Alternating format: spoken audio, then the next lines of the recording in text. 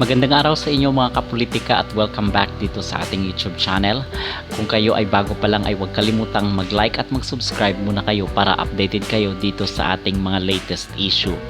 Ating pag-uusapan itong napaka-exciting naman na paghihintay natin sa ating magiging laban ng Team Alas at Team Vietnam. Bukas na po yan, 5 PM. So abang-abang na lang tayo mga kapolitika. But for now, ang ating pag-uusapan ngayon, kung makikita ninyo sa description ng ating video ay kung may pag-asa ba or mananalo ba ang ating Team Alas sa susunod na match nila kontra sa Vietnam, most especially na hindi natin nakasagupa yung Team Vietnam noong AVC Cup. So ang tanong ngayon ng nakarami ay maipapanalo ba ng ating bansa?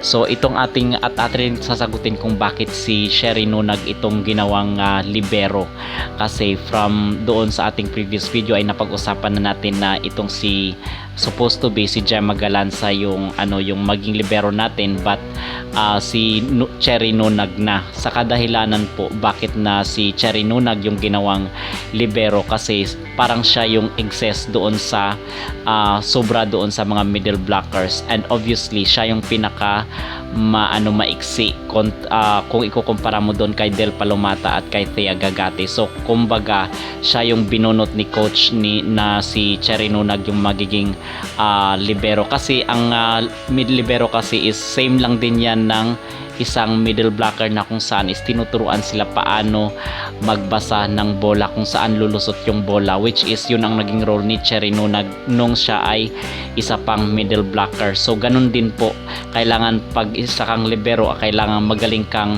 magbasa ng bola, kung kaya sa kanya rin ibinigay kasi siya ang pinakamaliit doon sa tatlong middle blocker ng Team Alas. So dito naman tayo kung may laban ba talaga itong Team Alas dito sa Team Vietnam.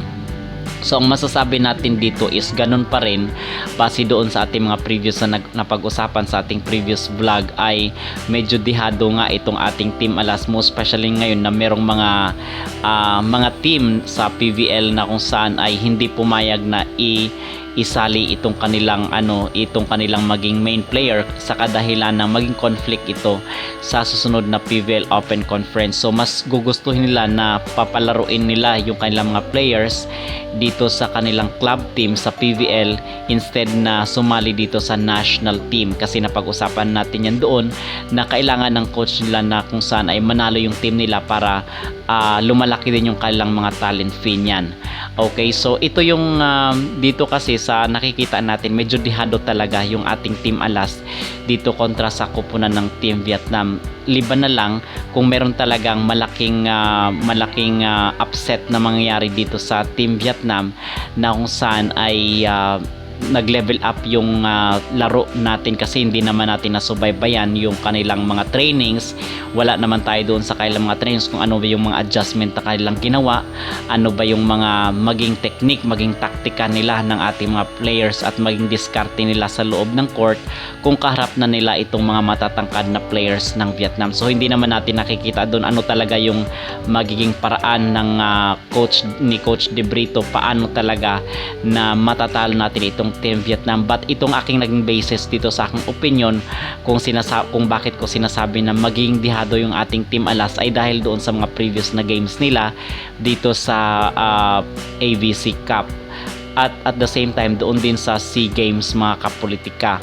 And gusto ko lang palang i-share na ito palang doon sa U20 pala na laro is naka-isang set pala yung itong kupunan Bella Belen at ni Alyssa Solomon is naka-1 set pala, nakapanalo ng 1 set doon kila T4. So hindi malabo na kung saan is aabot ito ng 5 set. Ito yung ating inaasahan dito, kung hindi man natin maipanalo ay at least man lang makaabot tayo ng 5 set. Okay, at kung mananalo man itong Team Vietnam ay talaga namang mahihirapan sila, pahirapan nilang makukuha yung pagkapanalo. But then again, we are still hoping and pinagkakatiwalaan natin itong ating Team Alas at yun ang ating pinagpipray rin. And of course, hindi rin naman tayo talaga umaasa na mananalo sila. Kung mananalo sila ay talagang bonus na lang po yun. Pero pag matalo naman is, yun nga ang lagi nating sinasabi, manalo or matalo is sinusuportahan pa rin natin sila, kasi sino pa ba ang susuporta dito sa ating Tingak Malas kundi yung mga kapwa na rin nila Pilipino. Okay, so yun lamang mga kapolitika ang ating short na maging komentaryo, kasi bukas na po ito 5 PM. So abangan natin dito, kasi sa ating bansa ito, dito sa Ninoy Aquino Stadium gaganapin yung kanilang laban kontra sa Vietnam. So marami rin kasi ang tatanong sino-sino ba yung mga official na makakalaro talaga bukas, kasi sa sinasabi nga natin doon na merong mga players na kung saan ay hindi pinayagan ng kanilang mga club team at yung iba ay mga injured din. Okay, so sino-sino ba talaga yung mga makakalaro, kasi sobrang dami na mga informations na kung saan ay hindi naman kumpirmado. So ito yung base sa ating mga nakalap na impormasyon, ay ito yung mga players na sure na maglalaro bukas at makikita natin doon sa laro kontra sa Vietnam. So nangunguna dito yung kailang captain na si Gia de Guzman, yung kailang spiker si Angel Canino, yung setter nila si Julia Coronel, yung blocker nila si Thea Gagate, si Vanny Gandler yung spiker, at yung kanilang magiging libero na si Don Macandili, si